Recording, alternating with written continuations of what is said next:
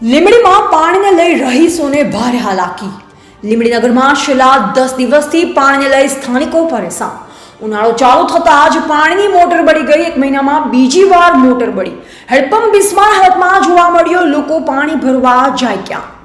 ડબગરવાસમાં મહિલાએ માટલો ફોડી અનોખો વિરોધ કર્યો. રિપોર્ટર મનોજ ચૌહાણ.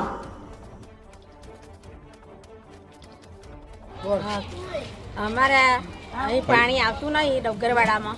તમે કેટલી વખત કીધું પણ પાણીવાળા પાણી છોડતા નહીં ને તલાટી આવીને પૈસા અમારે ઉઘરાવ્યા ઘરવેરો કરીને તો પૈસા લઈ ગયા પણ પાણી ના છોડતા જ નહીં. અમે કેટલા મોટર એમ કે ભરી ગઈ એમ તો 2-4 દાર થયા હતા. 10 દિવસ થયા ત્યાં લગન પાણી છોડતો નથી.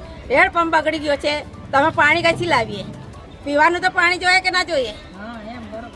એટલે પાણી બી નહીં આવતું. હેડપંપ તૂટી ગયો, પાણી કઈથી લાવીએ અમે? તમારું નામ? સુશીલાબેન ચૌહાણ. શું સમસ્યા છે?